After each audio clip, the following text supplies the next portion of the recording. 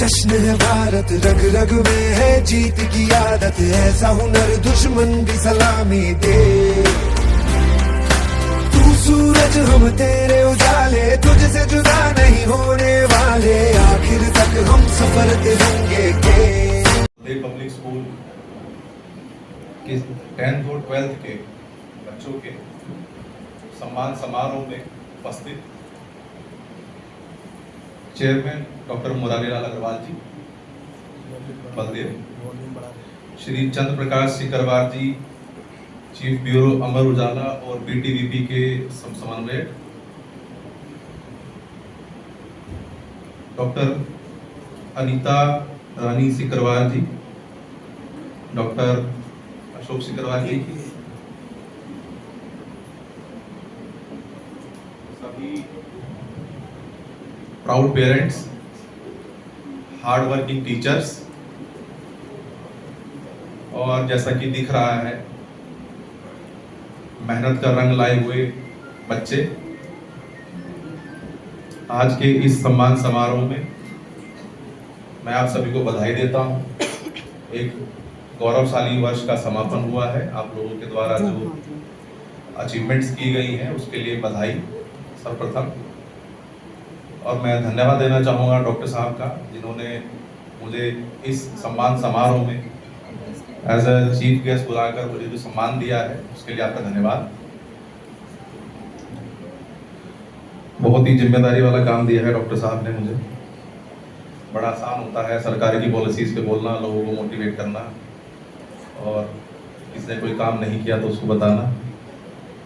पहली बार किसी स्कूल के एनुअल फंक्शन में मैं शामिल हुआ हूँ और मुझे लगता है इससे हाईएस्ट ऑनर कुछ हो सकता है। जो मेन काम मुझे लगता है, जो आज का जो दायित्व मुझे दिया गया है वो बच्चों को मोटिवेट करने का है। मैं पूरी कोशिश करूँगा कि जो भी सामर्थ्य है उससे आप लोगों को कुछ ना कुछ दिया जाए, कुछ ना कुछ गाइडलाइन दी जाए, कुछ रोड मैप दिया जाए, जिससे कि बच्चे और माँ बाप, टीचर्स, सभी लोग लाभान्वित हों। यही कोशिश रहेगी।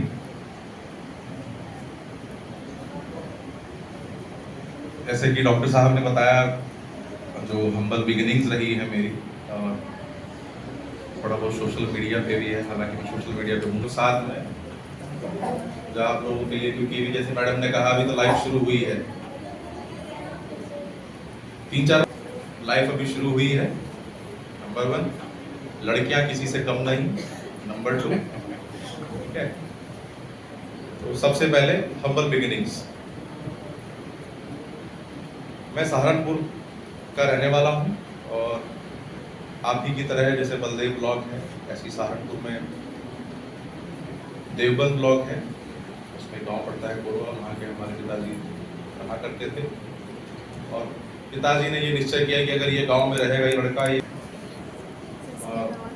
अन्यथा नहीं लेना चाहिए। बुजुर्गों का गांव है हमारा।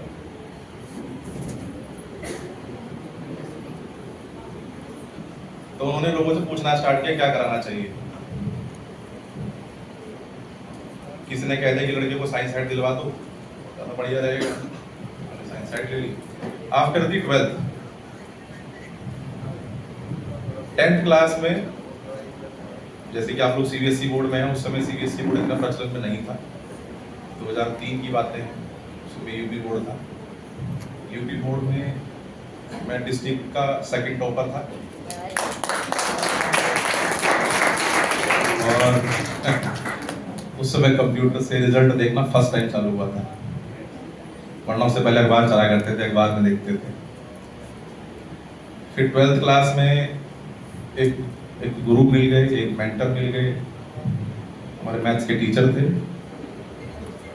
उन्होंने कहा कि तुम इंजीनियर बनना। तो हमने मैथ्स लिया उस समय।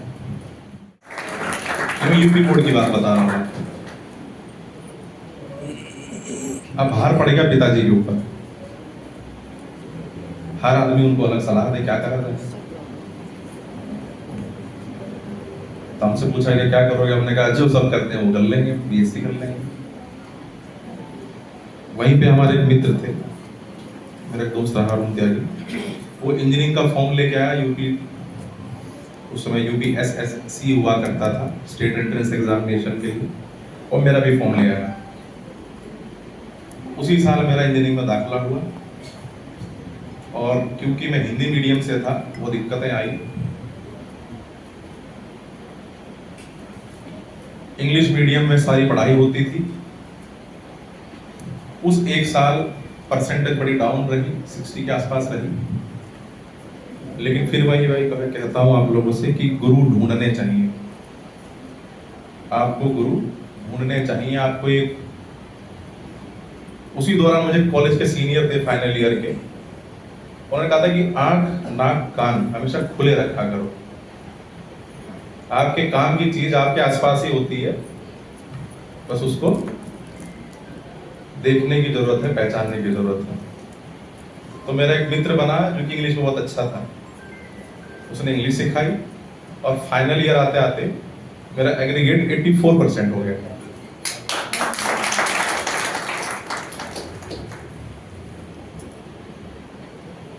फिर थर्ड ईयर में ही हमारे यहाँ टाटा कंसल्टेंसी सर्विसेज कंपनी आई।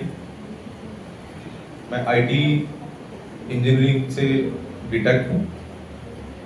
थर्ड ईयर के ही 5th सेमेस्टर में, मतलब जैसा आप लोगों को तो सब बच्चों को मालूम होगा 8 सेमेस्टर होते हैं इंजीनियरिंग में, और 5th सेमेस्टर में के एंड में मेरा प्लेसमेंट हो चुका था Tata consultancy services. Leading IT company थी उस समय की, सबसे अच्छा पैकेज था। और उस समय जैसे मदहोशी छा जाती है, पढ़ाई करनी बंद कर दी। पढ़ाई इन द सेंस करियर के बारे में और एक्स्ट्रा चीजों के बारे में सोचना बंद कर दिया, मस्ती स्टार्ट कर दी। फिर कॉलेज के लास्ट में कंपनी अडोब, जिसका अडोब रीडर चलाते होंगे सभी लोग, हमारे बैच के 5 लोग सेलेक्ट हुए जो कि किसी कंपनी में सेलेक्ट नहीं हुए थे।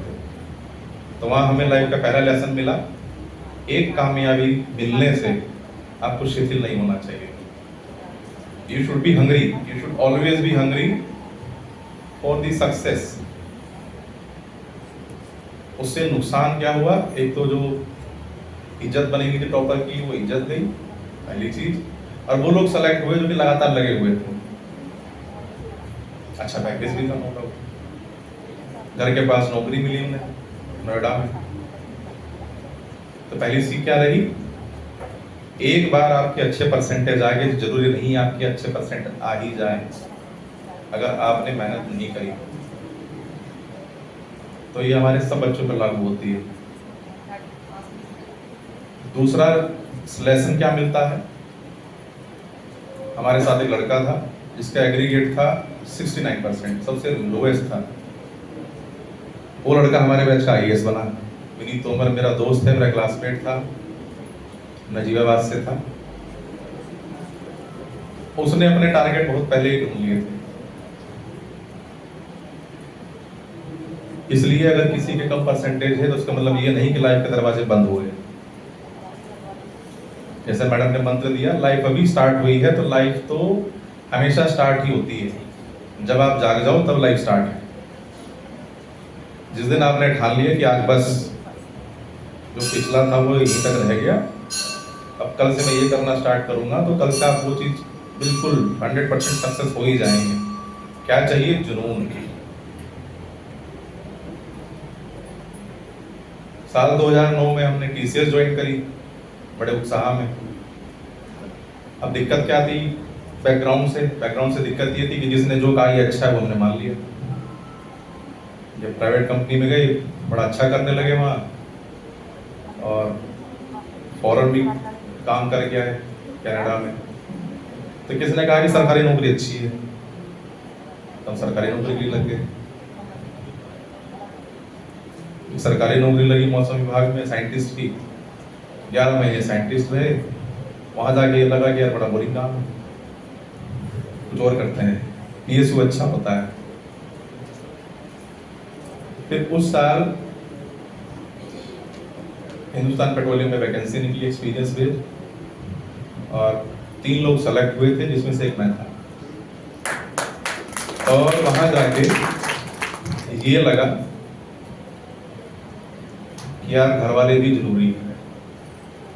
अब घर वालों से थोड़ा सा कटाव रहा, लेकिन क्या है, ये क्या था, ये बचपना था उस समय का।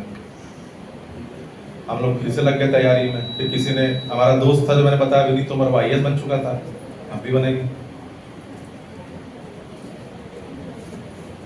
अब हमने तैयारी शुरू करी, 2 बार दिया IAS का, एक बार तो प्री निकला, दूसरी बार मेंस भी निकला, इंटरव्यू में रह गए।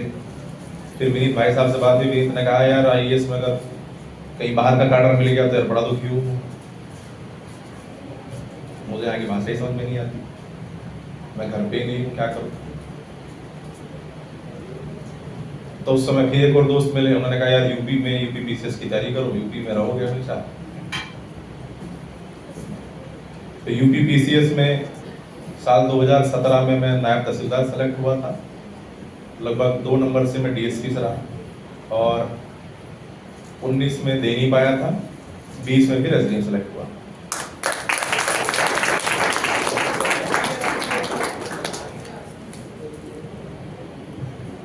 इससे क्या सबक मिलता है? इससे सबक ये मिलता है कि अगर आपने ठान लिया कि कुछ बनना है तो बन जाओगे। एक कहावत है, अगर आप किसी चीज को बड़े मन से चाहते हो तो पूरी कायनात लग जाती है उसे दिलाने में। बिल्कुल हकीकत है। तो लाइफ का पहला ट्रूथ क्या है? लाइफ का पहला ट्रूथ है चैलेंजेस। चैलेंजेस तो लाइफ में हमेशा रहेंगे।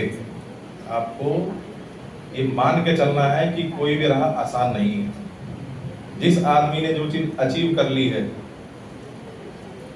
उसके लिए वो चीज अब आसान हो चुकी है, क्योंकि उसने वो अचीव कर लिया है। लेकिन अगर किसी आदमी को शुरुआत करनी है तो उसको रास्ता बड़ा कठिन लगता है। तो there are challenges but there are solutions, और सॉल्यूशन आसपास ही होते हैं। मेरी जहां मैं खड़ा हुआ ये बातें कहनी बड़ा आसान है, क्योंकि वो चीजें कर ली पता ही नहीं लगता। मैंने आज तक कभी किसी जॉब में किसी दूसरी जॉब के लिए तैयारी के लिए छुट्टी नहीं ली। एक दिन एक जॉब छोड़ी है, दूसरे दिन दूसरी जॉब ज्वाइन कर ली है, चाहे वो PCS के लिए किया हो, चाहे वो UPSC के लिए किया हो। मैं रात में 10 बजे भी घर आता था, लेकिन पढ़ता था, तो नींद नहीं आती थी। तो आपके अंदर ये जुनून होना चाहिए, और ये जुनून ही आपका हथियार होना चाहिए। और रास्ते मिल जाते हैं। अब तो यार WhatsApp का जमाना है, उस समय नहीं था। तैयारी के लिए, मटेरियल के लिए। दूसरी क्या चीज है यार? दूसरी चीज क्या है जो मुझे अपनी लाइफ से अब सबक मिलता है? अगर ये SDM बनने का सपना मैं पहले ही देख लेता या पहले ही मुझे पता लग जाता तो मेरे इतने साल वेस्ट ना होते। Almost after doing 13 years of service in different jobs, फिर से आगे जीरो से स्टार्ट करा मैंने। तो आपको जो बनना है उसको अच्छे से रिसर्च कर लीजिए। और आज का जमाना ऐसा है, कोई भी चीज खराब नहीं होती। दिक्कत क्या है हमारी सोसाइटी में कि हम लोग दूसरे आदमी को देख करके सोचते हैं अगर मैं ऐसा रहूंगा तो कैसा रहूंगा। आप हर चीज देखिए, ये मैं ऐसा रहूंगा तो कैसा रहूंगा। इससे आपका समय बर्बाद नहीं होगा, आपकी एफर्ट वेस्ट नहीं होगी।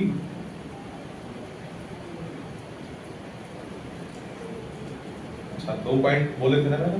दूसरा क्या था? बिगिनिंग्स। आप हमेशा किसी भी चीज की बिगिनिंग कर सकते हैं। हमारा बैचमेट है कॉलेज का, उसने अब अपनी पढ़ाई जो थी और जॉब थी वो सब थी, उसने पैसा अपना कमा लिया। अब वो खेती में उतर आया है। और खेती में कहाँ से उतर के आया? वो जर्मनी में गया था, वहां से उसने कोई टेक्नोलॉजी लेके आया है, और उससे मतलब उसका बहुत जबरदस्त टर्नओवर है आज की तारीख में। तो use your mind, use your knowledge, उसे अप्लाई करिए। आज की तारीख में सक्सेस सिर्फ IAS PCS बनना नहीं है या IAS IPS बनना नहीं है। सक्सेस क्या है? सक्सेस ये है कि आप at any stage of your life, at any time in your life, आप उस समय संतुष्ट हैं।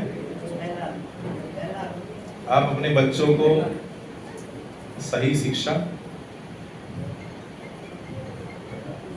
सही रिसोर्सेज दे पाए। और यहाँ पेरेंट्स भी हैं, क्योंकि हम इस दौर से गुजरे हैं। पेरेंट्स से भी यही कहूँगा कि अपने बच्चे पे हमें बहुत सारी उम्मीदें हैं उनसे, लेकिन जिस तरीके से आपने उनका जो सहयोग किया है उसी तरीके से सहयोग करिएगा।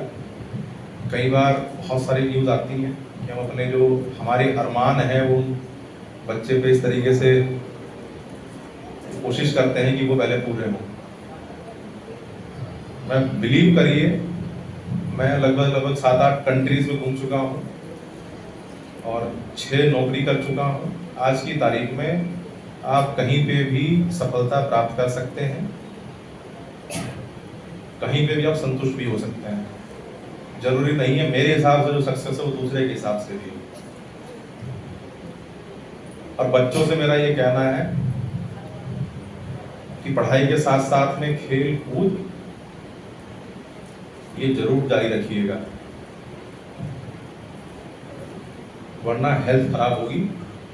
और जब तक आपको समझ में आएगा तब तक 42-43 साल निकल चुके होंगे, फिर आप याद करोगे, फिर नहीं मिलेगी। इसलिए कह रहा हूं क्योंकि एक जनरेशन ने ऐसा किया है ऑलरेडी। आपके माँ बाप ने इतनी मेहनत करके आप लोगों को यहाँ तक पहुंचाया है। माँ बाप इसलिए कह रहा हूँ क्योंकि माँ बाप को नींद नहीं आती है जब बच्चे स्कूल के लिए जाते हैं या रिजल्ट आने वाला होता है, क्योंकि आप लोग समाज में उनका आईना हो। इसलिए अपने माँ बाप का हमेशा ध्यान रखिएगा, लाइफ में कहीं भी पहुंच जाए आप लोग। अपने परिवार को, अपनी रूट्स को बिल्कुल मत छोड़िएगा। याद रखिएगा आप कहाँ से निकले हैं। आप में से बहुत लोग IAS भी बनेंगे, बहुत सारे लोग अपनी नई कंपनियां खोलेंगे, बहुत लोग विदेश भी जाएंगे। हो सकता है जैसे डॉक्टर साहब ने स्कूल खोला, आप लोग स्कूल भी खोलें। लेकिन अपने रूट्स मत भूलिएगा, आप कहाँ से आए हैं। क्योंकि जो आदमी जमीन से जुड़ा होता है वो आदमी फेमस होता है। और मोबाइल का जरा थोड़ा सा जुडिशियस यूज करिए। ये प्लेटफॉर्म मुझे मिला है तो इसलिए मोबाइल के हार्मफुल इफेक्ट्स जो हैं उससे आप लोगों को पहले ही आगाह करता हूँ। As a civil servant mobile का थोड़ा सा जुडिशियस यूज करिए। और लास्ट में आती है बात जो मैंने कही थी कि लड़कियां किसी से कम नहीं है, बिल्कुल कम नहीं है।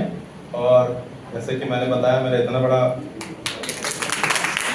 डिफरेंट सर्विसेज में एक्सपीरियंस रहा है, तो लड़कियां हमेशा लड़कों के बराबर हैं, आगे भी हैं। मेरे खुद के परिवार में मेरी वाइफ जो है वो एक गवर्नमेंट कंपनी में पावर प्लांट डिजाइनर हैं। पूरे देश में केवल 9 हैं। और जर्मन गवर्नमेंट के साथ में इंडियन गवर्नमेंट का जो कोलैबोरेशन चल रहा है उसमें वो इन्वॉल्व है। मेरी छोटी बहन है वो इलाहाबाद हाई कोर्ट में आरोप है।